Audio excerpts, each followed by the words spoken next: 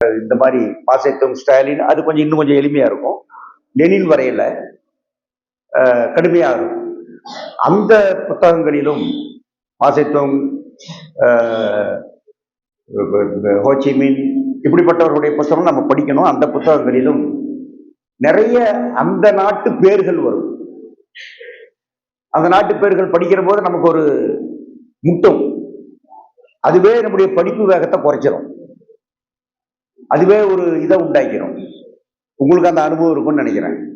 அந்த மாதிரி பேர்கள் அந்த நாட்டு பத்திரிகை பேர் வரும். இப்போ இதில் கூட ரயில் இஸ் ஜெய்டும் அப்படின்னு ஒரு வார்த்தை வரும். அது என்னது அப்படின்னு கவலைப்பட வேண்டிய அவசியம் இல்லை. நாம நம்முடைய தலைவர்கள் ஆரம்ப நம்முடைய மேதைகளுடைய புத்தகங்களை படிப்பது அதில் இருக்கிற உள்ளார்ந்த விஷயங்களை, நமக்கு தேவையான விஷயங்களை நாம் கற்றுக்கொள்ளவும் உள்வாங்கிக் கொள்ளவும் பயன்படுத்தவும் தான். இதுல ஒரு ஆய்வு நடத்தவோ அல்லது இந்த இந்த புத்தகத்தை படிச்சு முடிச்சோன்னா ஒரு பரீட்சை எழுதவோ, பரீட்சை எழுதுற பையன் படிப்பான்ல, அப்படிலாம் நீங்க படிக்க வேண்டிய அவசியம் கிடையாது.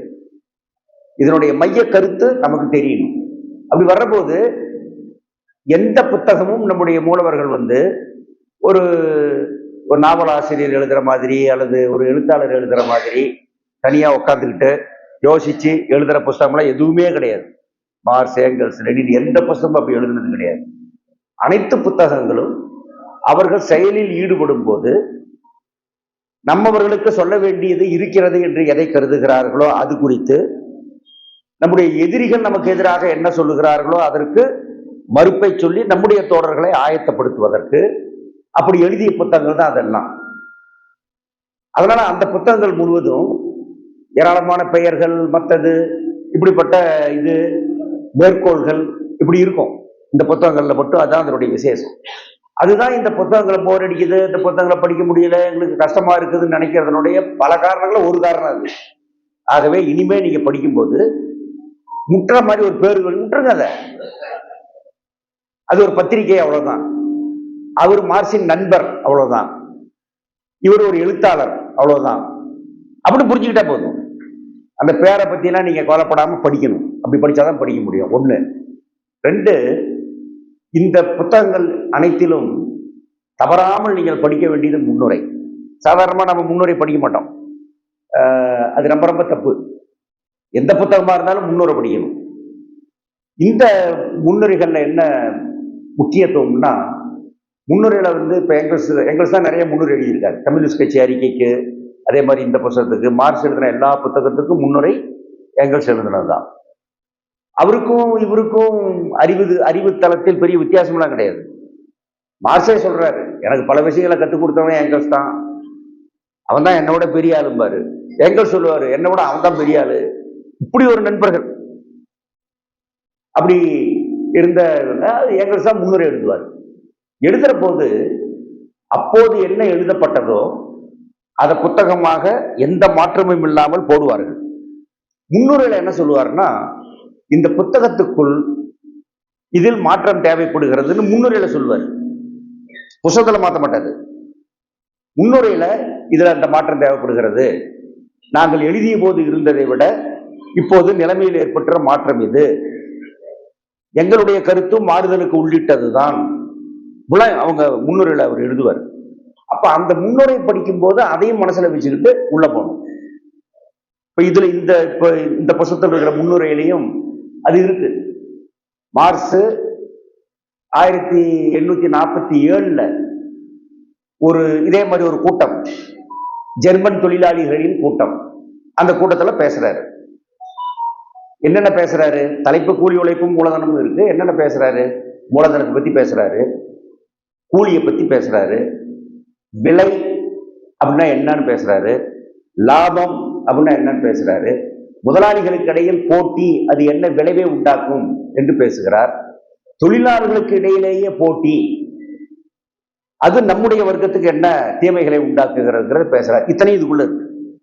இந்த சின்ன 62 முன்னூறையும் சேர்த்து தான் 62 கணக்கு பார்த்தா இது 50 கூட கிடையாது. இந்த புத்தகத்தில் அவர் இருக்கிற விஷயத்த பேசுறார், கூட்டத்துல பேசுறார், தொழிலாளர் கூட்டத்துல பேசுறார்.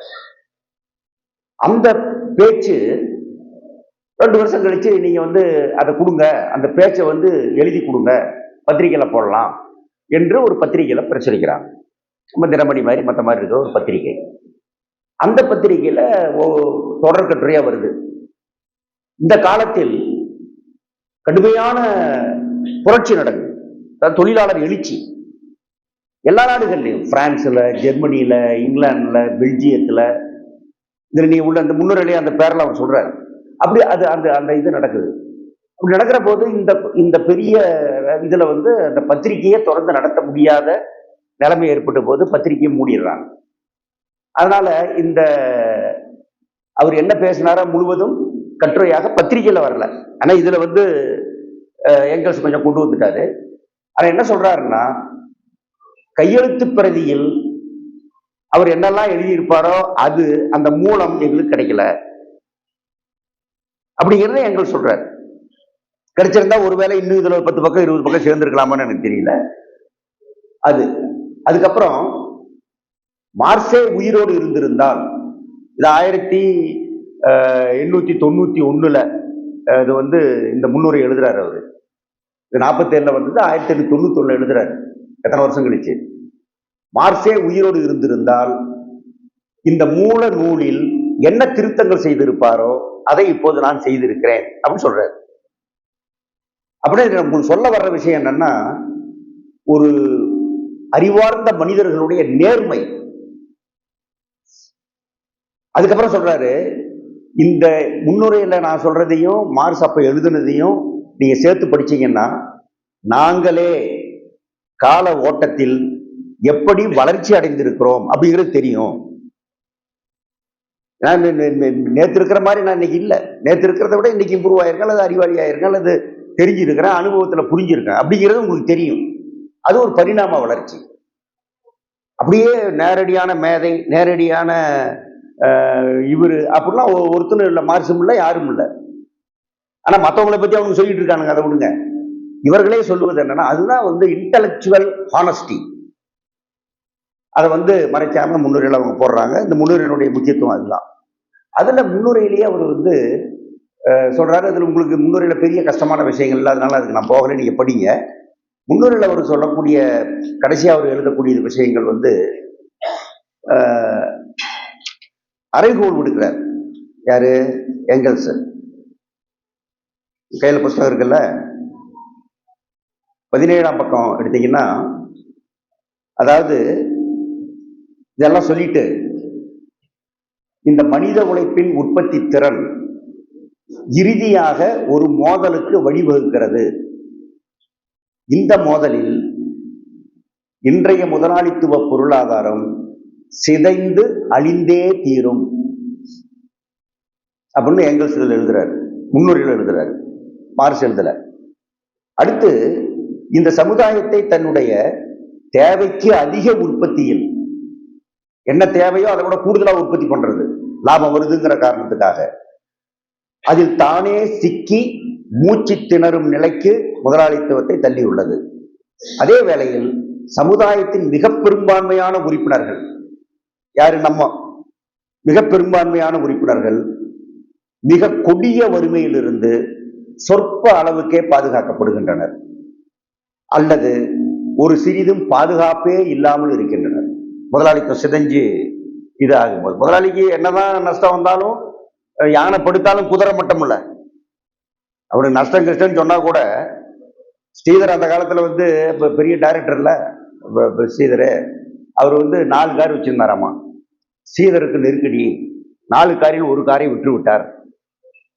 இது என்ன நெருக்கடி? இது 4ல் 1 வித்தா. ஆனா நம்ம நெருக்கடிங்கிறது அப்படி இல்லை. அந்த மாதிரி நெருக்கடி தான் முதலாளிக்கு, ஆனா நம்ம நெருக்கடி கடுமையானது சொல்லிட்டு, ஒவ்வொரு நாளும் இந்த நிலை ஒவ்வொரு நாளும் மென்மேலும் அபத்தமாகி வருகிறது, மென்மேலும் தேவையற்றதாகவும் ஆகி வருகிறது. முதலாளித்துவம், முதலாளித்துவ பொருளாதாரமும் தேவையற்றதாகவும் ஆகி வருகிறது. இந்நிலை ஒழிக்கப்பட்டாக வேண்டும். இது ஒழிக்கப்படவும் முடியும், ஒழிக்கப்பட முடியும் சொல்றாரு. சொல்லிட்டு, இன்றைய வர்க்க வேறுபாடுகள் மறைந்து போன ஒரு புதிய சமுதாய அமைப்பு முறை சாத்தியமே. பிற வகையில் சற்றே பின்தங்கியதாயினும் தார்மீக ரீதியில் மிகவும் பயனுள்ள ஒரு குறுகிய இடைப்பட்ட வளர்ச்சி கட்டத்துக்கு பிறகு, இதெல்லாம் தான் உங்களுக்கு வந்து கஷ்டம் மாதிரி தெரியும், இத்தனை வார்த்தை போட்டு எழுத வேண்டியதில்லை. இப்ப நம்ம சொல்லி எழுதியிருக்காரு, வளர்ச்சி கட்டத்துக்கு பிறகு அப்புதிய சமுதாய அமைப்பில், அந்த புதிய சமுதாய அமைப்பில் வாழ்வு ஆதார சாதனங்களும், நம்ம வாழ்க்கைக்கு தேவையான சாதனங்களும், வாழ்வை சுவைத்து இன்புறுவதற்கான சாதனங்களும், அனைத்து வகையான உடல் உள்ளம் சார்ந்த ஆற்றல்களின் வளர்ச்சிக்கும் செயல்பாட்டுக்குமான சாதனங்களும் போதுமான அளவுக்கு கிடைக்கும். எங்க? அந்த சமுதாயத்துல, அந்த புதிய சமுதாயத்துல. நம்மிடம் இப்போதும் இருக்கிற பிரம்மாண்ட சமுதாய உற்பத்தி சக்திகளை திட்டமிட்ட முறையில் பயன்படுத்துவதன் மூலம், அதாவது முதலாளித்துவம் உருவாக்கி இருக்கக்கூடிய உற்பத்தி சக்திகள், கருவிகள், எந்திரங்கள், இதெல்லாம் இருக்கு இல்லையா, அத பிரம்மாண்ட சமுதாய உற்பத்தி சக்திகளை திட்டமிட்ட முறையில் பயன்படுத்துவதன் மூலமும், அவற்றை மேலும் வளர்த்து எடுப்பதன் மூலமும், வேலை செய்யும் கடப்பாட்டினை அனைவர் மீதும் சமமாக சுமத்துவதன் மூலமும், இதெல்லாம் எடுப்போம், பெரிய இதை பண்ணுவோம். என்ன நாம ஒரு விதி என்ன சொல்றாரு அந்த சமுதாயத்துல? வேலை செய்யும் கடப்பாட்டினை, கடமையை அனைவர் மீதும் சமமாக சுமத்துவதன் மூலமும் இதனை சாதிக்க முடியும். சும்மா உட்காந்து திங்கிறப்ப எல்லாம் ஒருத்தர் இருக்க முடியாது. அதான் சொல்றாரு, எல்லாரும் வேலை செய்யணும், அவங்க சக்திக்கேற்ற வேலை, அவனுடைய திறமைக்கேற்ற வேலை. நான் இன்னொருத்தர்கிட்ட வேலை வாங்கிக்குவேன், அதை வச்சுக்கிட்டு நான் சாப்பிட்டுட்டு இருப்பேன்னு ஒருத்தன் சொல்லக்கூடாதுன்னு அதனுடைய அர்த்தம். அது சொல்லிட்டு அவர் சொல்றாரு, இந்த புதிய சமுதாய அமைப்பை வென்றெடுக்க தொழிலாளர்கள் மென்மேலும் வைராகியம் கொண்டோராய் வளர்ந்து வருகின்றனர்.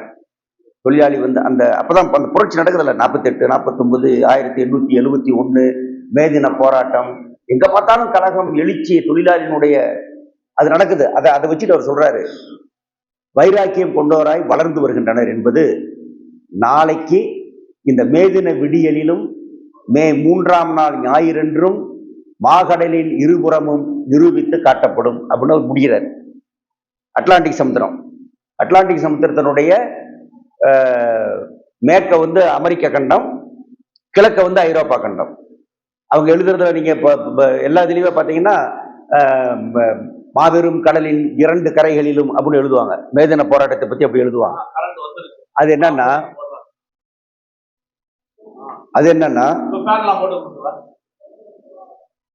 அப்ப இந்த 1891ஆம் ஆண்டு மேதின கொண்டாட்டம் என்பது முடிவெடுக்கப்பட்டு செயல்பட ஆரம்பிச்சிருச்சு. 86ல முடிவெடுக்கிறாங்க, 91ல மேதினங்கள் எல்லா ஊர்லயும் எல்லா நாட்டிலையும் கொண்டாடப்படும். அப்ப அவர் சொல்றாரு, இந்த மேதின கொண்டாட்டங்கள் அதை வெளிப்படுத்தும் அப்படிங்கிற ஒரு நம்பிக்கை சொல்றாரு. இதுல என்ன இருக்கு? இதனுடைய விளைவாக என்ன நடக்கும்னு இவர் எழுதுறாரு. ஆனா மார்க்சினுடைய கட்டுரையில் இவர் முடிக்கும் போது சொல்றாரு இல்லையா, இதை மாற்ற முடியும், மாற்ற வேண்டும், மாற்று சமுதாயம் அவசியம் அப்படின்னு. அப்படிப்பட்ட எந்த விதமான முழக்கமும் அவருடைய நூல்ல இருக்காது. அது வந்து ஒரு ஒரு ஆசிரியர் மாணவர்களுக்கு சொல்லி கொடுக்கக்கூடிய ஒரு பாடம் மாதிரி என்ன அப்படிங்கிறத மட்டும் சொல்லி அவர் முடிச்சிருவார். அதான் இதுல இருக்கு. இதுல இந்த 55-60 பக்கங்கள்ல மொத்தம் 62 பக்கம் இருக்கு, முன்னுரை மற்றது சேர்த்து. இதுல மார்க்ஸ் என்ன சொல்றாரோ அதுதான் மூலதனத்தினுடைய விரிந்த மூலதனத்தினுடைய மைய புள்ளி, அதனுடைய கரு இதுதான். அதுதான் இப்ப நீங்க வந்து வாசிக்க போறீங்க. இந்த வாசிப்புல நீங்க படிச்ச பிறகு வரிசையா அவர் ஒவ்வொன்றா சொல்றாரு. கூலினா என்ன, விலைன்னா என்ன, லாபம்னா என்ன, மூலதனம்னா என்ன, வரிசையா வந்து சொல்றாரு. சொல்ற போது கொஞ்சம் இப்படியும் அப்படியும் இப்படியும் அப்படியும் மாறி மாறி வர மாதிரி இருக்கும். ஏன்னா வந்து ஒரு இது வந்துடக்கூடாது. நம்முடைய எதிரிகள் முதலாளி வர்க்க பொருளாதார நிபுணர்கள் இதுல அதுல சொட்டேன்னு சொல்லிடக்கூடாது அப்படிங்கிறதுனால ஒவ்வொன்றையும் அவங்க வந்து திருப்பி வலியுறுத்தி மற்றதாக அதான் நம்ம கஷ்டம் மாதிரி தெரியுது, வேற ஒன்றும் கிடையாது. பட் நம்ம ஒரு தடவை 2 தடவை நம்ம வந்து நிதானமா நம்ம படிச்சோம்னா அதை வந்து நம்ம பண்ணிட முடியும். மார்க்ஸ் வந்து தன்னுடைய இதுல என்ன ஒரு சொல்றாருன்னா, பாட்டாளி வர்க்க புரட்சியும் நிலப்பிரபுத்துவ எதிர்ப்புரட்சியும் உலகளாவிய யுத்தம் ஒன்றில் பலப்பரீட்சை நடத்தாத வரை எந்த ஒரு சமூக சீர்திருத்தமும் பகற்கனவாகவே இருக்கும் என்பதையும் மேற்கண்ட நிகழ்வுகளை கொண்டு நாம் நிரூபித்து காட்டினோம் என்று ஒரு முகப்புரையில மட்டும் சொல்லிட்டு நீதி விஷயத்துக்கு அவர் வந்து உள்ள போயிடுறார். 21ஆம் பக்கத்துல கூலி என்பது என்ன அப்படிங்கிற தலைப்புல அவர் வந்து தன்னுடைய தீசிஸுக்கு என்ன சொல்றது, தன்னுடைய ஆய்வை வந்து அவர் சொல்றார். உங்களுக்கு கிடைக்கும் கூலி எவ்வளவு என்று பல தொழிலாளிகளிடம் கேட்டால் அவர் என்ன சொல்லுவாரு, இதுல சில்லிங்கன்னு இருக்கும், சில்லிங்க விட்டுருங்க, 10 ரூபாய் பாரு, 100 ரூபாய் பாரு, 1 லட்சம் ரூபாய் பாரு, 50,000 ரூபாய் பாரு, அப்படி நீங்க படிச்சுக்கோங்க. கூலின்னு கேட்டா ஒருத்தர் என்ன சொல்லுவாரு, இப்படி சொல்லுவார். இந்த கூலி எப்படி தீர்மானிக்கப்படுகிறது, அது வந்து அதனுடைய நிர்ணயத்துக்கான அடிப்படை என்ன அப்படிங்கிறதான் அவர் வந்து சொல்ல வர்றது. இப்ப கூலி அப்படின்னு வர்றபோது உழைப்பு நான் விற்கிறேன் அப்படின்னு சொல்லக்கூடாது. எல்லா முதலாளித்துவ பொருளாதார ஆடம் ஸ்மித், ரிகார்டோ, அவங்க தான் வந்து கிளாசிக்கல் எக்கானமியினுடைய மூலவர்கள், செவ்வியல் பொருளாதாரத்தினுடைய மூலவர்கள் ஆடம் ஸ்மித், ரிகார்டோ. அவங்க உழைப்பை தொழிலாளி விற்கிறான், உழைப்பை விற்கிறாங்கிறதெல்லாம் மார்க்ஸ் கண்டுபிடிச்சதில்ல, அதுக்கு முன்னே அவங்க எழுதிட்டாங்க. முதலாளித்துவ பொருளாதார எழுதிட்டாங்க. இப்ப மார்க்ஸ் என்ன சொல்றாருன்னா, உழைப்பு அப்படிங்கிற இதை வந்து, உழைப்புங்கிறது என்ன, ஒரு மனிதன் வந்து உழைப்பை நான் உனக்கு கொடுக்குறேன் அப்படின்னு போய் ஒருத்தர்கிட்ட வித்துட்டான்னா, வித்த உடனே அந்த உழைப்பு அவனுக்கு சொந்தம் இல்லாத இனிமே உழைப்புக்கு அவங்க சம்பந்தம் பண்ண வித்துட்டானே. அப்ப அப்படி நீங்க சொன்னீங்கன்னா குழப்பம் வரும், முதலாளித்துவ சமூகத்தில் குழப்பம் வரும். உற்பத்தி சக்தியை விற்கிறான். ஒரு தொழிலாளி வந்து அவனையே வித்துக்கல, ஒரு தொழிலாளி என்ன பண்றான், உற்பத்தி சக்தியை விற்கிறான், உற்பத்தி திறனை விற்கிறான் அப்படின்னு பார்க்கணும். அப்படிங்கிறதா மற்றவங்கள்ல இருந்து மார்க்ஸ் வந்து கண்டுபிடிச்ச மிக முக்கியமான வேறுபாடு. அதுக்கப்புறம் தான் இந்த கூலி தீர்மானிப்பது எப்படிங்கிற இந்த மாதிரி விஷயங்கள்லாம் சிக்கல் இல்லாம ஆகுதுங்கிறது தான் எல்லாரும் ஒத்துக்கிற விஷயம். இப்ப நமக்கும் அதுதான் வந்து அடிப்படை. சரி, அப்படி வந்து சொல்ற போது இந்த மாதிரி கூலி, உழைப்பு சக்தி அப்படின்னு சொன்ன பிறகு, இந்த உழைப்பு சக்தி என்பது என்ன? இப்போ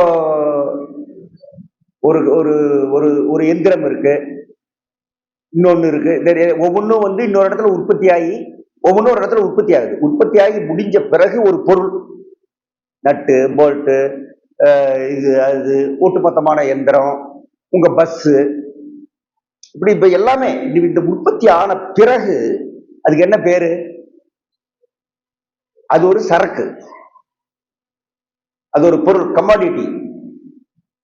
மார்க்ஸ் என்ன, கமாடிட்டி, சரக்கு. அந்த சரக்கு அதனுடைய மதிப்பு எப்படி தீர்மானிக்கப்படுகிறது? சரக்குக்கு ஒரு மதிப்பு இருக்குல்ல.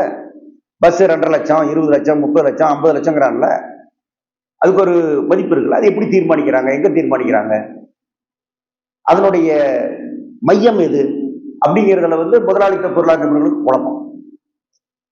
அந்த குழப்பத்தை சரி பண்றது மார்க்ஸ் தான். அது இதுக்குள்ள வந்து அவரு சொல்றாரு. இது வந்து சரக்கு, ஒவ்வொன்றும் சரக்கு.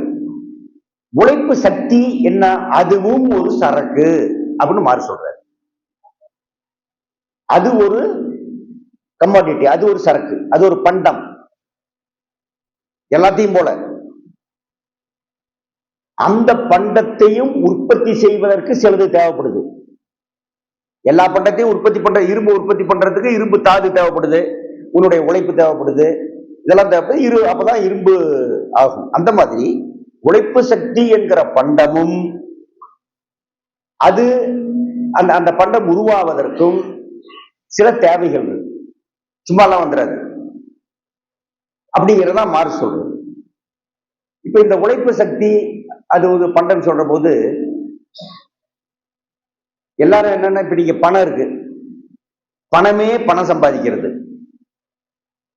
வட்டிக்கு விட்டா என்ன வரும்? அந்த பணம் அவன்கிட்ட விட்டேன், மாசம் மாசம் வட்டி கொடுக்குறான், அந்த பணத்தின் மூலமாக நான் சம்பாதிச்சுட்டு இருக்கேன். அவன் அந்த பணத்தை என்ன பண்றாங்கிறது வேற. இப்ப பணமே எதையும் உற்பத்தி பண்ணாம இவன் அதை வச்சு சம்பாதிக்கிறது அப்படிங்கிறது பொருளாதாரத்தின் சீரடி, தப்பு. பணம், பண்டம், மீண்டும் பணம். பணம் சரக்குகளை உற்பத்தி பண்ணணும், உற்பத்தி பண்ண சரக்கு மீண்டும் பணமாகும். அப்பதான் அதுதான் வளர்ச்சி. அந்த பொருளாதாரத்துல தான் முன்னேற்றத்தை நீங்க பார்க்க முடியும். அப்படி உழைப்பு சக்தி என்பது ஒரு சரக்கு. இந்த சரக்கை நம்ம என்ன பண்றோம்? நம்முடைய கைவசம் இருக்கிற பண்டத்தை நீங்க முதலாளிக்கு விற்கிறீங்க. எதுக்கு விற்கிறீங்க? முதலாளியிடம் இருக்கக்கூடிய சரக்கு அவனுடைய பணம், அவன் கையில வச்சிருக்கிற காசு, அதுக்கு நீங்க விற்கிறீங்க. அப்படி விற்கும் போது என்ன உறவு உங்களுக்கு அவனுக்கு? என்ன உறவு?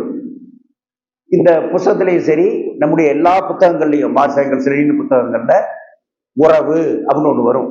உற்பத்தி உறவு, இந்த மாதிரி ரிலேஷன் அப்படிங்கிறது அடிக்கடி வரும். என்னையா உறவுங்கிறவு? எனக்கு சின்ன வயசுல நான் படிக்கிற போது பட்டதை சொல்றேன் உங்களுக்கு அப்படி வரும். என்னையா உறவுங்கிறவு? என்ன உறவுனா நமக்கு மாமா மச்சானாதான் தெரியும். இப்ப நம்ம இதான் உறவு. அப்ப இதெல்லாம் தான் குழப்பம் பண்ற மாதிரி இருக்கிற விஷயம். அதை நீங்க கவலைப்பட. அதாவது சமூகத்தில் ஒவ்வொன்றுக்கு இடையிலும் இருக்கக்கூடிய உறவை பொறுத்து சமூகத்தினுடைய அமைப்பு இருக்கு.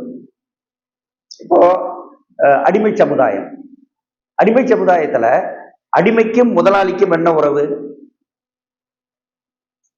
அடிமை முழுக்க முழுக்க தன்னை அவனிடம் ஒப்படைத்துக் கொண்டவன். அவன் என்ன வேணாலும் பண்ணலாம், விற்கலாம், அடிக்கலாம், உதைக்கலாம், கொல்லலாம், என்ன வேணாலும் பண்ணலாம். அது ஒரு உறவு. அது அடிமை சமுதாய உறவு. அந்த அடிமை சமுதாயத்துல இவனை என்ன வேணாலும் பண்ணலாம் அப்படிங்கிற நிலைமையில அந்த சமுதாயத்தினுடைய இதர விஷயங்களும் அதுக்கு ஏற்ப இருக்கும். தனி வகுப்பு, அதை விட்டுருங்க. சரி, அடுத்து பண்ணை அடிமை. பண்ணை அடிமை என்ன? பண்ணை அடிமை விஷயத்துல நிலச்சொந்தக்காரரா இருப்பாரு, அல்லது அந்த நிலத்தை இவன் வாங்கி குத்தகைக்கு வாரத்துக்குங்கிற மாதிரி, அந்த காலத்துல என்ன பேர் இருக்கோ தெரியல, அதை வாங்கி இவன் உற்பத்தி பண்ணுவான். உற்பத்தி பண்ற அந்த பண்ணையால், அந்த குத்தகை விவசாயி உற்பத்தி பண்ணி அவனுக்கு பண்ணையார் கூலி கொடுக்கல. அங்க இருக்கிற உறவை பாருங்க. பண்ணையார் இந்த உற்பத்தி பண்ற குத்தகை விவசாயி கூலியா கொடுக்குறாரு? கூலி கொடுக்கல. மாறாக இவரு தான் அவனுக்கு கப்பம் கட்டுறான். உற்பத்தி பண்ணி 3ல் 1 பங்கு உனக்கு, 3ல் 2 பங்கு உனக்கு அப்படின்னு இவன் தான் அவனுக்கு கப்பம் கட்டுறான். அது பண்ணையார் ஜமீன் அப்படி இருக்கிற அந்த காலத்தினுடைய உறவு. முதலாளி உறவு என்ன? அவங்க இவங்களை விட்டுட்டு போயிட முடியாது, அவங்களோட தான் இருக்கணும். முதலாளி தொழிலாளி உறவு என்பதுதான் 300 ஆண்டுகளுக்கு முன்னால் வர்றது. அதுதான் அடிமை சமுதாயம், பண்ணை அடிமை நிலப்பிரபுத்துவ சமுதாயம், அதுக்கு பிறகு முதலாளித்துவ சமுதாயம். இந்த முதலாளித்துவ சமுதாயத்தை தான் மார்க்ஸ் பகுப்பாய்வு செய்கிறார். முதலாளித்துவ உறவுக்கு உள்ளிட்டு என்னென்ன நடக்குது, என்னென்ன நடக்கக்கூடாது என்பதை பகுப்பாய்வு செய்கிறார். அதனால முதலாளி தொழிலாளி என்ற அந்த உறவில், இந்த உறவில் இருக்கிற முக்கியமான விஷயம் என்ன? இப்ப நீங்க ஒரு முதலாளிகிட்ட வேலை பார்க்குறீங்க, தொடர்ந்து அங்க நீங்க வேலை பார்க்கணுங்கிற கட்டாயம்லாம் கிடையாது. நீங்க நினைச்சா, சார் நான் நாளையிலிருந்து வரல சார் அப்படின்னு சொல்லலாம். உங்களை மாதிரி ஆர்கனைஸ்ட் இண்டஸ்ட்ரியில 1 மாசம் நோட்டீஸ் கொடுத்துட்டு போகலாம், இல்லைன்னா 1 மாசம் சம்பளத்தை கொடுத்துட்டு போகலாம். நீங்க போயிடலாம். நீங்க அவங்ககிட்ட தான் கட்டாயமா இருக்கணும், நீங்களாண்டா இருக்கணும்னு சொல்ல முடியாது. ஆனா ஒரு அடிமை அப்படி சொல்ல முடியாது. நான் போயிடுறேன் அப்படின்லாம் சொல்ல முடியாது. இந்த அடிமை காலத்தில் புத்தர் அப்பதான் பெரிய மகானாக வர்றாரு. அவர் ஊர் ஊரா போறாரு. ஊர் ஊரா போனா அவருக்கு பின்னாடி 100 பேர் 1000 பேர்னு ஜனங்க அலையா திரண்டு அவருக்கு பின்னாடி போகுது. ஏப்பா மகான், ஏழைகளுக்காக பேசுறவர், இல்லாதவங்களுக்கு அடிமைத்தனத்தை அவர் எதிர்த்தாருல, அடிமைத்தனத்தை எதிர்த்தவர் அப்படின்னு சொல்லி. அப்போ இந்த நிலப்பிரபுக்கள் அவனுக்கு வேலை செய்ய ஆள் இல்லாம போச்சு. அடிமை பூரா அவர் பின்னாடி போயிட்டான்.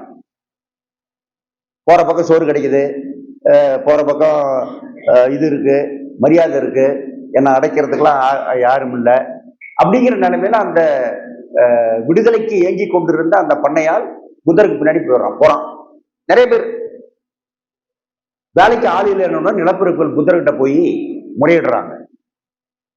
என்ன இப்படி நீங்க எல்லாத்தையும் உங்க பின்னாடி வந்துட்டாங்கன்னா, எல்லாம் போயிட்டாங்கன்னா, நாங்க விவசாயத்துக்கு என்ன பண்றது, தொழிலுக்கு என்ன பண்றது, ஆள் எது? இப்ப 100 நாள் வேலையை பத்தி சொல்றானுங்களா, அந்த மாதிரி 100 நாள் வேலை அந்த மாதிரி இல்லை, அது வேறன்னு வச்சுக்கோங்க. சொன்னா புத்தர் முடிவெடுக்கிறாரு. ஓ, இப்படி ஒரு பிரச்சனை இருக்கா, சரி. அப்போ ஏன்னா அடிமை அவனை விட்டு வரக்கூடாது. அதானே அந்த உறவு, எஜமான அடிமை உறவுங்கிறது அதானே. அப்ப புத்தர் என்ன சொல்றாருன்னா, யாராவது இனிமேல் என் பின்னால் வர வேண்டும் என்றால், புத்த இதுக்கு நீங்க வர வேண்டும் என்றால் உங்கள் நிலப்பரப்புவிடம் அனுமதி பெற்று வர வேண்டும்னு அவர் ஒரு இது சொல்றாரு. அது அந்த உறவு. இப்ப முதலாளி உங்களுக்கு அந்த உறவு கிடையாது. நீங்க ஒரு ராஜினாமா லெட்டர் கொடுத்து நீங்க போயிடலாம், நாளைக்கே போயிடலாம். வேணா 1 மாசம் சம்பளத்தை எக்ஸ்ட்ரா பிடிப்பாங்க, அவ்வளவுதான். நீ அவனுக்கு அடிமை இல்லை, அந்த அந்த அர்த்தத்திலான அடிமை அல்ல. நீ முதலாளி, இந்த முதலாளி தான் என்று இருக்கு. அப்புறம் இன்னொரு முதலாளியை நீங்க தேர்ந்தெடுத்துக்கலாம்.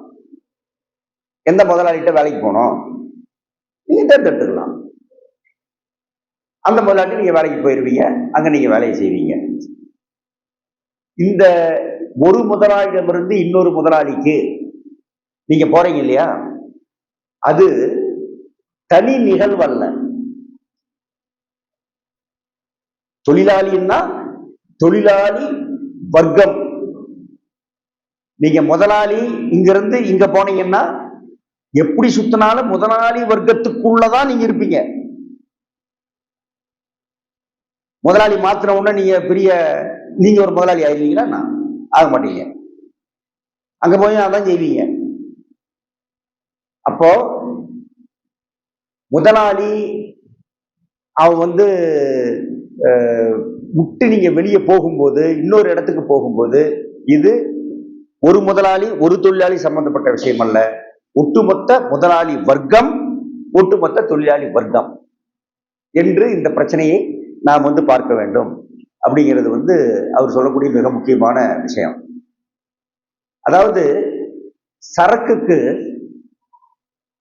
பண்டம், அதுக்கு இன்னொரு மதிப்பு இருக்கு. அது என்ன மதிப்பு? அந்த மதிப்பு இருந்தாதான் அது சரக்கு. என்ன மதிப்பு?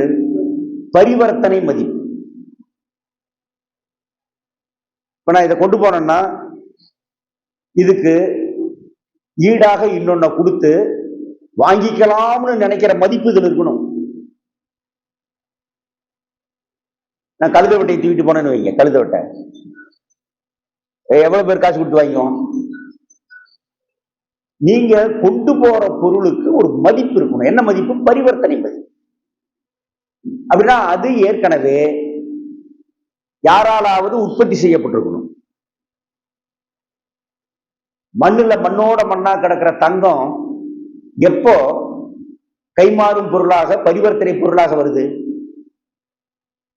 மண்ணோட மண்ணா பாறைக்குள்ள கிடக்கக்கூடிய இரும்பு தாது எப்போ மதிப்புள்ள பொருளாக, இன்னொன்றுக்கு மாற்றாக போகிற மதிப்போடு இருக்கிற பொருளாக எப்ப மாறுது?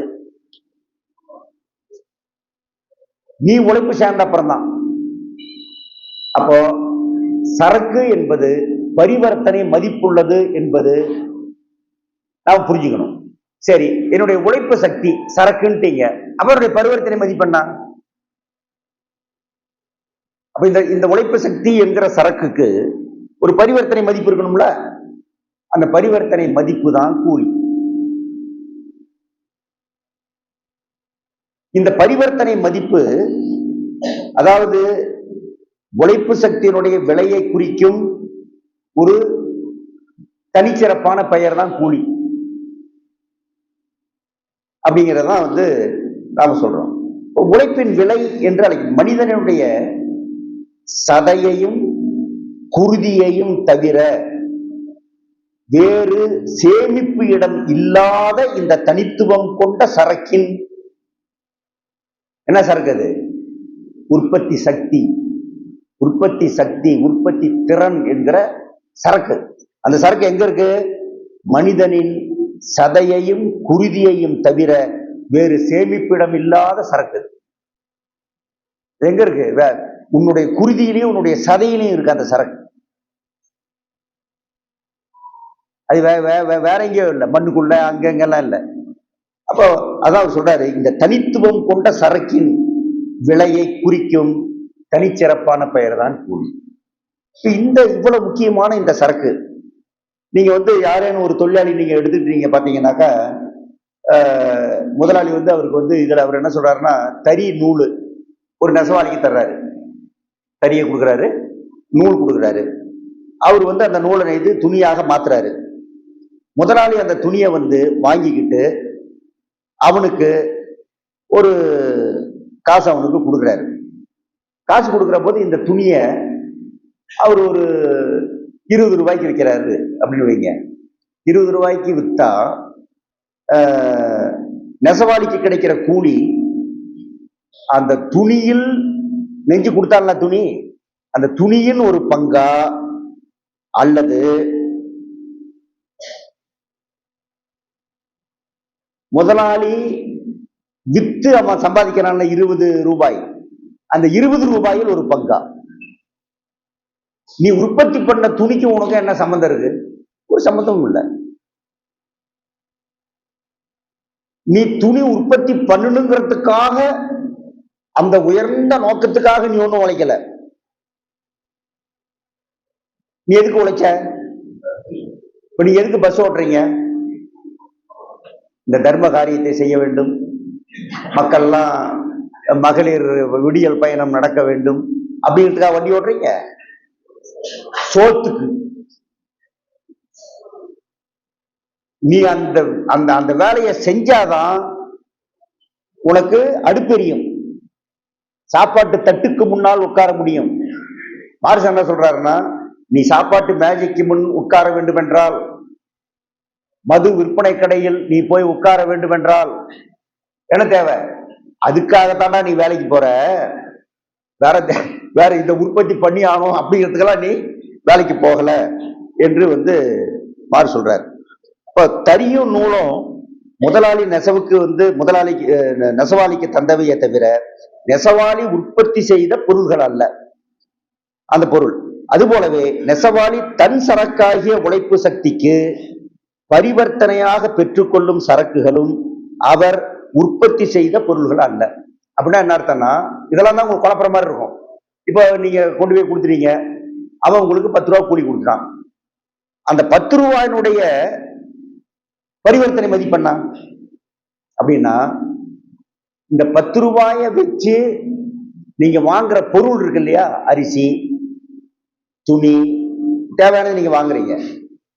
அந்த வாங்குற பொருள் உற்பத்தி செய்யறதுக்கான செலவு இருக்குல்ல, நீங்க என்ன வாங்குறீங்களோ அது உற்பத்தி ஆயிருக்கு. யாரோ ஒருத்தன் உற்பத்தி பண்ணியிருக்கான், யாரோ ஒருத்தன் அந்த வேலை செஞ்சிருக்கான், யாரோ ஒருத்தன் பண்ணியிருக்கான். அப்ப அந்த சரக்குகளும் முதலாளி விற்கும் துணியை வாங்குவதற்கு ஒரு கட்டத்துல முதலாளி விற்கிற துணியை வாங்குறது ஆளே இல்லாம போயிடலாம். அதனால ஒண்ணு வாங்கினா 1 இலவசம் போடலாம், 1 வாங்கினா 2 இலவசம் போடலாம். அதெல்லாம் சரியா விற்காம நஷ்டமாயிடலாம். அப்ப நஷ்டமான உடனே அந்த அந்த நஷ்டத்துல தொழிலாளிக்கு கொடுத்த கூலி கூட அந்த துணி உற்பத்தியாளருக்கு கிடைக்காம போகலாம். இதெல்லாம் மார்க்கெட்ல நடக்கிற விஷயம் தானே, கிடைக்காம போகலாம். அப்பவும் நெசவாளிக்கு இந்த லாபத்துல, இந்த நஷ்டத்துல, இந்த துணி உற்பத்தியில, அதுக்கு தள்ளுபடி கொடுத்ததுல எதுக்கும் நெசவாளிக்கும் சம்பந்தம் இல்லை. உங்க கதையா தானே, நீங்க இந்த ரூட்ல தான் போகணும்னா நீங்க அந்த ரூட்ல தான் போகணும். அங்க ஒரு 50 பேர் நிக்கிறாங்கப்பா அப்படின்னா, சரி அங்க போய் ஏற்றிட்டு போயெல்லாம் போக முடியுமா? போக முடியாது. அதே மாதிரிதான் இதுக்கும் நமக்கும் சம்பந்தம் இல்லை என்ற ஒரு விஷயம் இருக்கு. நம்ம அவனும் நம்மளும் ஒன்னா இருக்கிற மாதிரி இருக்குது, ஆனா ஒன்னா இல்லாத மாதிரி இருக்கு. அதுதான் இந்த உறவினுடைய முக்கியமான விஷயம். அடுத்து ஒரு நெசவாளி நெய்த தறி இருக்கு இல்லையா, அது அவன் வேலை செஞ்ச உற்பத்தி கருவி. அந்த உற்பத்தி கருவிக்கும் இவனுக்கும் எந்த வேறுபாடும் இல்லை. துணிக்கும் ஒரு தறிக்கு என்ன சம்பந்தம் இருக்கு? தறி ஏதாவது அதுல கேட்க முடியுமா? பண்ண முடியாது. அது மாதிரி தறி எப்படி எதுவுமே சொல்ல முடியாதோ செய்ய முடியாதோ, தறிக்கு எப்படி எதுக்குமே சம்பந்தம் இல்லையோ, அதே மாதிரிதான் இவனும் இன்னொரு எந்திரம், இன்னொரு தறி அப்படிங்கிறதுதான் தொழிலாளியுடைய நிலை. அதுதான் முதலாளித்துவ உறவில் இருக்கிற விஷயம்.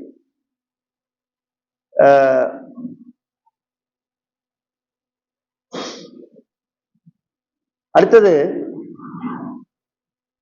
கூலி தொழிலாளி உற்பத்தி செய்யும் பண்டத்தில் அவருக்கு உரிய பங்கு அல்ல. இப்ப நாம கேட்போம், இந்த லாபத்தில் எனக்கு பங்கு வேணும் அப்படிலாம் கேட்போம். உங்களுக்கு கொடுக்கறது பங்கா? உங்களுக்கு கொடுக்குற சம்பளம் என்ன உங்களுக்கு பங்கா, அல்லது போனஸ் உங்களுக்கு கூடாது என்ன பங்கா? அது பங்கு அல்ல. ஏற்கனவே இருந்து வரும் பண்டங்களில், ஏற்கனவே இருந்து வரும் பண்டங்கள்னா நாம வாங்குற பொருள், மற்ற பொருள், அதுல எது மையப்பொருளாக இருக்கிறதோ அதுதான் உன்னுடைய கூலிக்குமான மையப்பொருள், உன்னுடைய பண்டத்துக்கான பரிவர்த்தனை மையப்பொருள். ஆகவே உழைப்பு சக்தி என்பது அதன் உடைமையாளராகிய கூலி தொழிலாளி முதலாளிக்கு விற்கிற ஒரு சரக்கு. ஏன் அவர் அதை விற்கிறார்? உயிர் வாழ்வதின் பொருட்டு விற்கிறார் அப்படின்னு மார்க்ஸ் எழுதுறாரு. அதுக்கப்புறம் கொஞ்சம் நிறைய விஷயங்கள் வருது, அதெல்லாம் நீங்க படிச்சுக்கலாம். இதுதான் அதனுடைய மைய விஷயம். ஒரு உழைப்பு சக்தி எல்லா காலங்களிலும் ஒரு சரக்காக இருக்கவில்லை. உழைப்பு எல்லா காலங்களிலும் கூலி உழைப்பாக, அதாவது சுதந்திர உழைப்பாக இருக்கவில்லை. அடிமை தன் உழைப்பு சக்தியை அடிமையாளருக்கு விற்கவில்லை. அடிமை அவனுடைய உழைப்பு சக்தியை எஜமானுக்கு விற்கிறானா என்ன? இல்ல. அது மார்க்ஸ் சொல்றாரு, காளை மாடு தன் உழைப்பை விவசாயிக்கு விற்பதில்லை. காளை மாடு விற்குதா விவசாயிக்கு? இல்ல. அவன் பிடிச்சி விடாத கட்டினா அது பாட்டில் வேலை செய்யணும். அதுதான் அதுல இருக்கக்கூடிய விஷயம். அப்படிதான் நம்மளும். அப்போ அதை நான் ஏற்கனவே சொல்லிட்டேன், இந்த அடிமை சமாச்சாரம் அதுதான் அவர் விரிவாக சொல்லுகிறார். அடுத்தது என்னன்னா, நிலத்தின் உடைமையாளரிடமிருந்து, சரி அதுவும் நான் சொல்லிட்டேன், அது வேண்டாம். இந்த இதுல வரும்போது என்ன சொல்றாரு, ஒருவன் 8 மணி நேரம் அல்லது 10 மணி நேரம் அல்லது 12 மணி நேரம் அல்லது 15 மணி நேரம் அவன் வேலை செய்தால் அப்படின்னு வருது. அவர் எழுதுறார். அப்படின்னா 15 மணி நேரம் வரைக்கும் இவரு பேசுற 1847 வேலை வாங்குவது அமுல்ல இருந்திருக்கு அப்படிங்கிறத அதை நம்ம புரிஞ்சுக்கலாம். நீங்க சினிமா பார்க்கும்போது அதான் நீங்க கணக்கு பண்ணணும். கல்யாண பரிசுல என்னடா எங்கடா இருந்த, என்ன பண்ற? நான் மன்னாரன் கம்பெனி, ஏதோ ஒரு கம்பெனி சொல்லுவான், ஜெமினி கணேசன், நான் ஜெனரல் மேனேஜரா இருக்கிறேம்மா. ஏடா சம்பளம்? 300 ரூபா அம்மா. அவன் அப்ப அன்னைக்கு ஜெனரல் மேனேஜர் சம்பளமே 300 தான். கல்யாண பரிசு எடுத்த காலத்துல இருந்து நம்ம புரிஞ்சுக்கணும். இப்படிதான் நீங்க தரவுகள் சேகரிக்கணும். புத்தகத்துல இருந்து, சினிமா பார்க்கும்போது, மற்றது பார்க்கும்போது அது சரவு சேகரிக்கும். அப்படி இதுல இவர் 15 மணி நேரம் என்பது உட்பட அப்போது இருந்திருக்கிறது என்பதை நம்ம பார்க்கிறோம். அதாவது இத்தனை மணி நேரம் அன்றாட வாழ்க்கை, அதை எவர் விலை கொடுத்து வாங்கினாலும் அவருக்கு உரித்தாகிறது. தொழிலாளி தன்னை விற்றுக்கொண்ட முதலாளியிடமிருந்து விலகுவதும் இன்னொரு முதலாளியை தேர்ந்தெடுத்துக் கொள்வதும் அடிக்கடி நிகழ்கிறது. அது அவனுடைய வேலை கஷ்டம், அவனுடைய மற்ற கஷ்டம், இந்த மாதிரியான விஷயங்கள் இதெல்லாம். அப்படி இருக்கிற அந்த இதுதான் கூலியினுடைய முக்கியமான விஷயம். தொடர் அதுக்கு மேல நான் போக வேண்டியதில்லை, நீங்க படிக்கும்போது தெளிவாக இருக்கும். 1-2 திருப்பி வரும், அதை பார்த்து நீங்க செழிப்படைய வேண்டியதில்லை. ஒன்னை எஸ்டாப்ளிஷ் பண்றதுக்கு இந்த மாதிரியான ஆய்வுகளில், பொருளாதார ஆய்வுகளில் அதுதான் நம்ம செஞ்சாகணும். தொழிலாளி ஒரு முதலாளியிடமிருந்து இன்னொரு விலகி இன்னொரு முதலாளி கிட்ட போலாமே தவிர முதலாளி வர்க்கத்திடமிருந்தே நீ விலகிட முடியாது. அது நம்முடைய நிலை. தொழிலாளி எந்த ஒரு தனி முதலாளிக்கும் உரியவன் அல்ல, முதலாளி வர்க்கத்துக்கே உரியவன். இப்ப என்ன, மூலதனம் இல்லாமல் தொழிலாளி இல்லை, தொழிலாளி இல்லாமல் மூலதனம் இல்லை. இந்த இரண்டும் ஒன்றை ஒன்று சார்ந்தது. ஒண்ணு இல்லைன்னா ஒண்ணு இருக்காது. அதுக்கு ஒரு உதாரணம் சொல்றாரு. இந்த கொள்ளை வட்டிக்காரனுக்கு ஊதாரியாக செலவு செய்யக்கூடிய ஒரு குடிகாரன் எப்படி தேவையோ அப்படி. அவன் இருந்தா தானே வட்டிக்கு வாங்குறதுக்கு ஆள் இருக்கு இவனுக்கு. அப்ப கொள்ளை வட்டிக்காரனுக்கு முன் நிபந்தனை என்ன? இப்படி ஊதாரி கொஞ்சம் பேர் இருக்கணும். ஊதாரிக்கு முன் நிபந்தனை என்ன? வட்டிக்காவது கடன் கொடுக்கறதுக்கு ஆள் இருக்கணும், வாங்கிட்டு போயிடணும். அந்த மாதிரி நமக்கு இருக்கிற முன் நிபந்தனை என்பது நீ அவன் இல்லாம நீ கிடையாது, நீ இல்லாம அவன் கிடையாது. மூலதனத்துக்கு முன் நிபந்தனை தொழிலாளிகள் வேண்டும், தொழிலாளிக்கு முன் நிபந்தனை மூலதனம் வேண்டும். அப்படிங்கிறத அவர் உழைப்பு சக்தியை விற்பதே வருமானத்துக்கான ஒரே ஆதாரமாக கொண்டுள்ள தொழிலாளி ஒட்டுமொத்த வாங்கும் வர்க்கத்திடமிருந்து, அதாவது முதலாளித்துவத்திலிருந்து விலக முடியாது என்று திருப்பி திருப்பி அவர் சொல்றாரு. இதுதான் நாம பண்ணணும். அது ஒரு இடத்துல இன்னொரு இடத்துல வேற புக்ல என்ன சொல்லுவாருன்னா, நீ யாரு? நீ கூலி அடிமை. ஏற்கனவே இருக்கிற அடிமை சமுதாயத்தினுடைய அடிமை அவன் வேற, நீ இப்ப கூலிக்கு அடிமை. கூலிக்காக நீ 8 மணி நேரத்துக்கோ 10 மணி நேரத்துக்கோ உன்னை வித்துக்க வேண்டியவன், நிரந்தரமா இல்லை, வித்துக்க வேண்டியவன். அப்படிங்கிறதா அது இருக்கக்கூடிய. சரி, இப்போ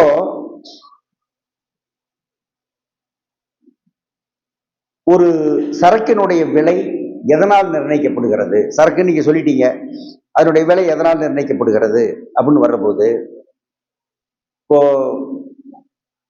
சந்தையில இவ்வளவு சரக்கு தேவை என்று வர்றாங்க, ஆனா சந்தையில அந்த அளவுக்கு அந்த சரக்கு வரல. அப்ப என்ன ஆகும்? டிமாண்ட் அண்ட் சப்ளை, வரத்தும் இதுவும், கேட்பும் கொடுப்பதற்கான இதுவும், அதுல என்ன மாற்றம் வருதோ, இப்ப கேட்கிறவங்க அதிகமா இருந்து கொடுக்கிறவங்க கொடுக்கிற பொருள் குறைவாக இருந்தா என்ன ஆகும்? விலை ஏறிடும். இப்ப எல்லாத்திலையும் பாக்குறோம். அது பெரிய விஷயம் இல்லை. அதை நம்ம அதை பத்தி அவர் விரிவா சொல்லிட்டு, இந்த சந்தைக்கு வரக்கூடியவர்கள் முதலாளி, அவனு இந்த மாதிரி பொருள் விற்கிறவன் தானே, உற்பத்தி பண்றது பொருள் விற்கிறதுக்கு தானே. இப்ப கார் விற்கிறாங்க, மற்றது விற்கிறாங்க, எல்லா பொருளையும் விற்கிறாங்க, துணி விற்கிறாங்க. அப்படி விற்க வருகிற போது ஒரு அவர்களுக்கிடையே இருக்கிற போட்டி, என் பொருள் விற்கணும், என்னுடைய லாபம் அதனால என் கைக்கு வரணும், என்னுடைய மூலதனம் பெருகணும். அந்த லாபம் தான் மூலதனம். தொழிலாளி உற்பத்தி பண்ணி அதுல பிற்பாடுதான் வருதுன்னு நினைக்கிறேன். இப்ப நீங்க கூலி வாங்கிட்டீங்க, வேலை செய்யறீங்க. வேலை செய்யற போது 8 மணி நேரம் வேலையில 4 மணி நேரத்துல அல்லது 3 மணி நேரத்துல நீங்க வாங்குற சம்பளத்துக்கு இணையான மதிப்பை ஈட்டிடுவீங்க. அதுக்கப்புறம் வேலை செய்வீங்க. அந்த வேலை தான் அவனுக்கு, அதுதான் உபரி மதிப்பு. இப்ப நீங்க கூடுதலாக உனக்கு கொடுக்கிற சம்பளத்துக்கு ஏற்ப வேலை செஞ்சாச்சு, வேலை முடிஞ்சு போச்சு, உனக்கு எனக்கும் பிரச்சனை இல்லப்பா, சமமாயி போச்சு, நான் போறேன் அப்படின்னு சொல்ல முடியாது. அவன் என்ன சொல்லுவான்? நீ 8 மணி நேரம் வேலை செய்யறேன்னு ஒத்துட்டு தானே வந்திருக்க, அப்ப பாக்கி 4 மணி நேரம் வேலை செய்யுமா அவன். அந்த 4 மணி நேரத்துல நான் உற்பத்தி பண்ணுவது என்பதுதான் அவனுடைய லாபம். இப்போ தொழிலாளி உருவாக்கக்கூடிய உபரி மதிப்பில் 2 பங்கு இருக்கு. ஒரு பங்கு என்ன? என் கூலி. இன்னொரு பங்கு என்ன? முதலாளியின் லாபம். அப்ப இந்த லாபம் மேலும் அதிகரிக்கணும், மற்றதாகணும், சரக்கு வித்தாதான் லாபம் வரும் அப்படின்னு வர்ற போது சந்தையில் அவங்க போட்டி போடுறாங்க. ஒருத்தன் விலையை குறைச்சு அப்பதான் இன்னொருத்தனுடைய பொருளை விற்க முடியாம பண்ணி அவனை சந்தையிலிருந்து துரத்த முடியும். அவனை துரத்தினாதான் எனக்கு நல்லது. அப்ப இந்த போட்டியில் ஒருவனை துரத்தி அடிக்க, இன்னொரு முதலாளியை விரட்ட, நான் என்ன பண்றது? மலிவா நான் பொருள் கொடுக்கறதுன்னு ஆரம்பிக்கணும். மலிவா நான் பொருள் கொடுத்தேன்னா அவன் என்னை விட மலிவா பொருள் கொடுக்கணும். இந்த போட்டி என்பது கடுமையாக நடக்கிறது. இப்போ முதலாளிகள் வந்து இதுக்கு வரான், சந்தைக்கு வர்றான், 10 முதலாளி வர்றான். இந்த பக்கம் விவசாயி பருத்தி கொண்டாரான், பருத்தி வாங்கணும்.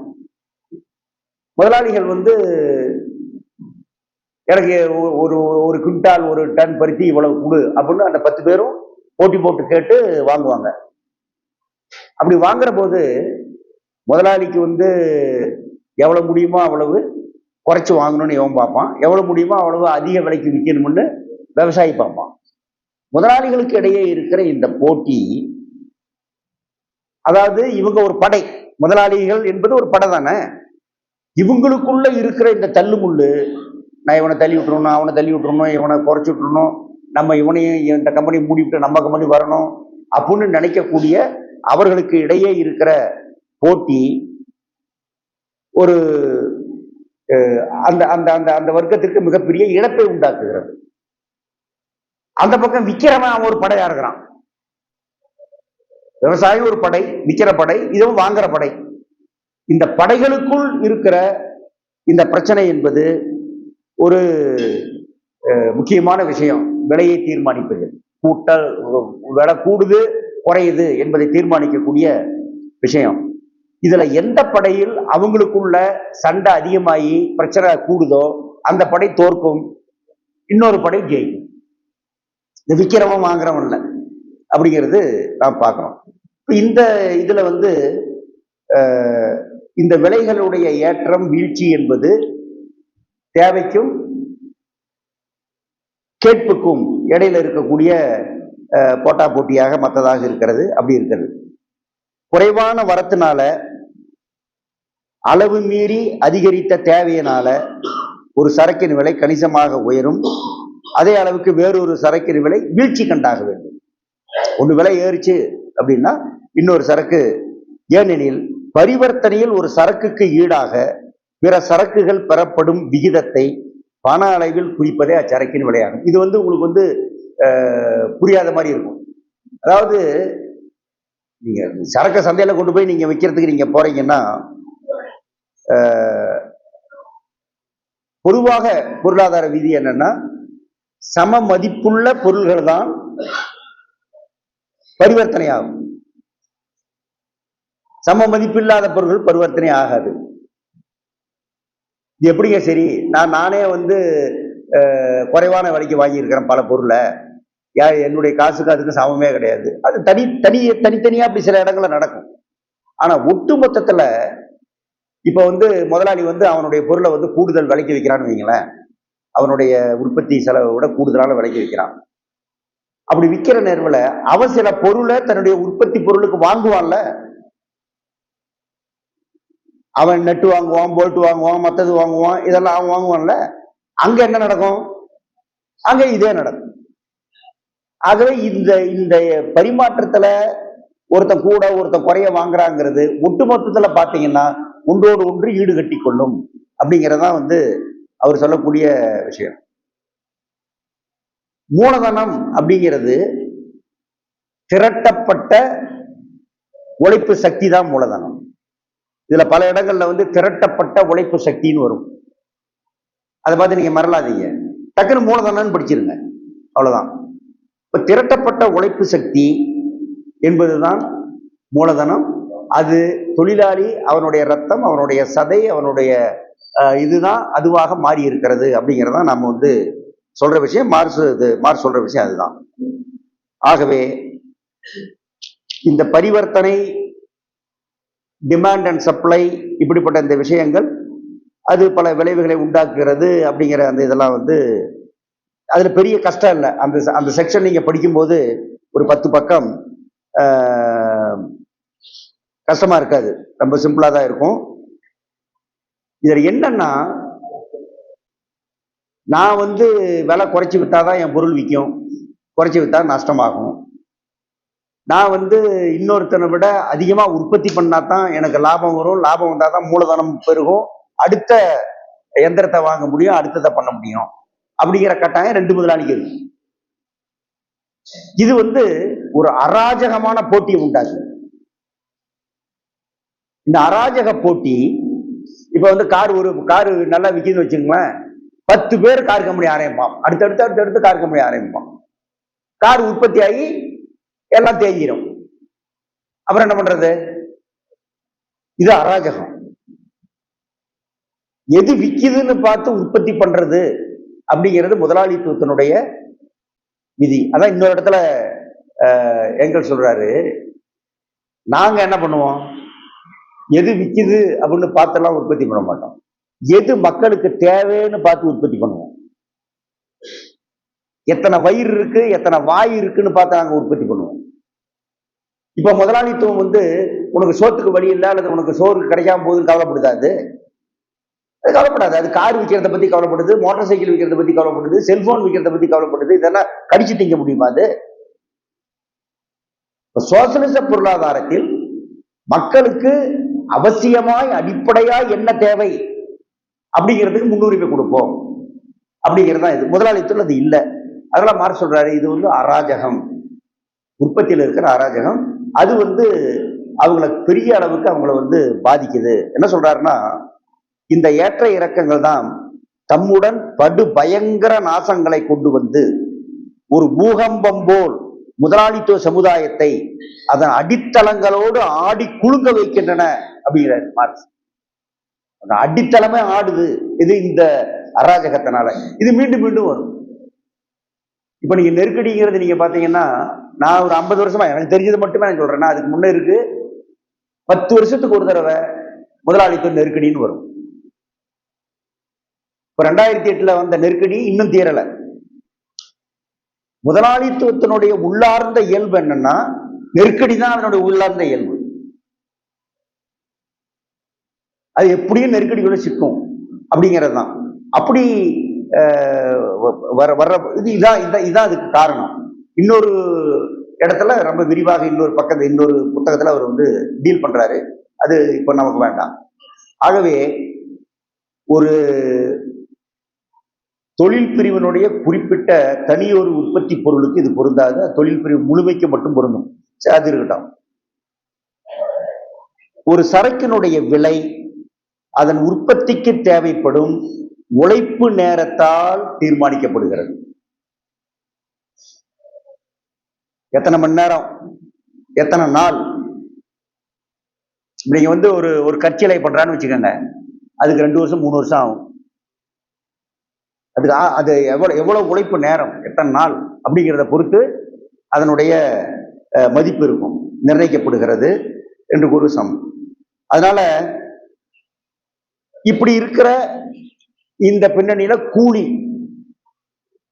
எதை வைத்து தீர்மானிக்க, கூலியின் தத்துவம் என்ன, கூலியனுடைய எதை வைத்து தீர்மானிக்கப்படுகிறது அப்படிங்கிற கேள்வி. அதாவது உழைப்பு சக்தியை மீண்டும் நீங்கள் ஈட்டுவதற்கு உங்களுக்கு எவ்வளவு செலவாகுமோ, உழைப்பு சக்தி மீண்டும் ஈட்டுவதற்கு உங்களுக்கு என்ன தேவை, உணவு, அந்த மாதிரியான ஐட்டங்கள்.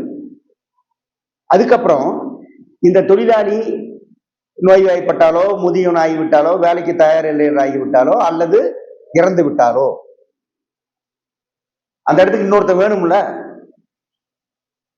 அப்ப தொழிலாளி தன்னுடைய உழைப்பு சக்தியை மீண்டும் பெறவும், தனக்கு பிறகு அந்த உழைப்பை செலுத்துவதற்கு என்ன பண்ணணும், அடுத்த பரம்பரையை தயார் பண்ணணும். அப்ப அந்த குழந்தை பெக்கணும், குழந்தைய வளர்க்கணும், குழந்தைய 22 வயசு 18 வயசு 20 வயசுன்னு வளர்க்கணும், அடுத்து முதலாளி காலில் கொண்டு போய் போட்டுடணும். இப்ப அது இல்லைன்னா முதலாளித்துவம் நிற்க முடியாது. அப்ப தொழிலாளி வந்து இந்த ரெண்டையும், இனப்பெருக்கம் அப்படிங்கிறதுக்கும் இழந்த உழைப்பு சக்தியை மீட்பதற்கும் தேவையானது. அப்ப அந்த குடும்பத்துக்கு என்னென்ன தேவை, அதான் குறைந்தபட்ச கூலின்னு இப்ப நம்ம பேசுறோம். சாப்பாட்டுக்கு இவ்வளவு வேணும், துணிக்கு இவ்வளவு வேணும், குடியிருக்கிறதுக்கு இவ்வளவு வேணும், வாடகைக்கு இவ்வளவு வேணும், எரிபொருளுக்கு இவ்வளவு வேணும், மற்றது வேணும். இப்ப நம்ம கோடுல வந்து நம்ம பேசுற போது குறைந்தபட்ச கூலி அப்படிங்கிறத வந்து எப்படி தீர்மானிக்கிறோம், அந்த தொழிலாளி மீண்டும் தொழிலாளியாக நாளைக்கு பழைய சக்தியோட வரணும்னா என்ன தேவையோ அந்த குறைந்தபட்சத்தை கொடுக்கணும். அதுதான் ஃபார்முலா. 2800 கலோரி தேவை, 66 மீட்டர் துணி தேவை, 3 பேர் கொண்ட குடும்பத்துக்கு தேவை அப்படின்னு வந்து வருது. அந்த அந்த குறைந்தபட்ச கூலிங்கிறத பத்தி மார்க்ஸ் இதுல டீல் பண்றாரு. நமக்கு அது வந்து தெரிஞ்ச விஷயம்தான். அதுல இந்த குறைந்தபட்ச கூலியில காலப்போக்கில் வந்து புதுசு புதுசா நம்முடைய வாழ்க்கை தேவைகள் வரும். அந்த இப்ப நான் நேற்று சொன்ன மாதிரி இன்டர்நெட் வந்தாச்சு, செல்போன் வந்தாச்சு, மற்றது வந்தாச்சு, எல்லாமே ஆன்லைன்ல பண்ணணும்னு கவர்மெண்ட் சொல்லுது. அப்படின்னா நான் செல்போன் வாங்கி ஆகணும். இப்போ இந்த செலவுக்கு உட்பட சேர்த்தணும் அப்படிங்கிறது தான் அதில் இருக்கக்கூடிய இது. அதனால புதிய உற்பத்திக்கு ஒரு சாதனமாக பயன்படுகின்ற திரட்டி வைக்கப்பட்ட உழைப்பே மூலதனம். அது அடுத்த மூலதனமாக அது வருதுங்கிறது தான். அடுத்து வந்து ஒரு இப்போ நீக்ரோ அடிமை என்பது யார் அப்படின்னு ஒரு கேள்வி கேட்டுட்டு அவர் சொல்றாரு, கருப்பு இனத்தை சேர்ந்த ஒரு மனிதர் நீக்ரோ அப்படின்னா. அடுத்த நருக்கு அடிமைன்னு ஒண்ணு இருக்கு. நீக்ரோ அடிமை. நீக்ரோ கருப்பு இனத்தை சேர்ந்தவர். அடிமைன்னா என்ன? சில குறிப்பிட்ட உறவுகளில்தான் அவர் அடிமை ஆவார். அப்போ ஒரு பருத்தி நூற்பு எந்திரம், பருத்தியை நூற்பதற்கான ஒரு எந்திரம், அவ்வளவுதான். குறிப்பிட்ட சில உறவுகளில் மட்டுமே அது மூலதனமாகும். எப்படி சில குறிப்பிட்ட உறவுகளில் மட்டுமே ஒரு நீக்ரோ அடிமை ஆவானோ, நீங்க அடிமை ஆக மாட்டீங்க, அது அடிமை சமுதாயத்தில் ஆவாங்க. இப்ப எந்திரமா நின்றுச்சுன்னா அது மூலதனமாகாது. அது இதுல வந்து ஈடுபடும் போதுதான் அது வந்து உற்பத்தியில் ஈடுபடுவது மூலதனமாகிறது. இந்த உறவுகளில் இருந்து திண்டிக்கப்பட்டால் அது மூலதனமாக இருப்பதில்லை. எப்படி தங்கமே பணமாவதில்லையோ, அல்லது எப்படி சர்க்கரையின் விலையாவதில்லையோ, அப்படிங்கிற மாதிரி அவர் வந்து இந்த மாதிரி நிறைய உதாரணங்களோடு தான் அவர் எல்லாத்தையுமே சொல்றாரு. அதனால நம்ம வந்து இது பண்ண வேண்டிய அவசியம் இல்லை. அடுத்து உற்பத்தியாளருக்கு இடையிலான இந்த சமூக உறவு எந்த செயல்பாடுகளை வைத்து பரிமாறிக்கொண்டு நிலைமையில் மாற்றங்களை உண்டாக்குகிறது அப்படின்னா, உற்பத்தி கருவிகளில் ஏற்படக்கூடிய மாற்றங்கள் பலவிதமான மாற்றங்களை உண்டாகும். அதான் நவீன கண்டுபிடிப்பு, விஞ்ஞான கண்டுபிடிப்பு, இப்ப ஆர்டிபிஷியல் இன்டெலிஜென்ஸ் வந்துருச்சு, எந்திர மனிதர்கள் வந்துருச்சு. இவங்கெல்லாம் தொழிலில் ஈடுபடுத்தப்படுகிற போது ஏற்படுறது. அப்படி வர்ற போது தொழிலாளிக்கும் முதலாளிக்கும் இருக்கக்கூடிய விஷயத்திலேயே பல மாற்றங்கள் வந்துடும். என்ன சொல்றாருன்னா, படையில வந்து அந்த காலத்துல படை, இந்த நாட்டு படை, அந்த நாட்டு படை, ஈட்டி கத்தி இதை வச்சுதான் சண்டை போட்டு இருந்தாங்க. துப்பாக்கி பயன்பாட்டுக்கு வந்த பிறகு படையில ஏற்கனவே இருந்த மாதிரி இப்படி நிக்க வைக்கணும், அப்படி நிக்க வைக்கணும், காலாட்படை, குதிரைப்படை, வந்த படை, இந்த படை அப்படிங்கிறதெல்லாம் தேவைப்படாத ஒரு நிலைமை ஆயிப்போச்சு.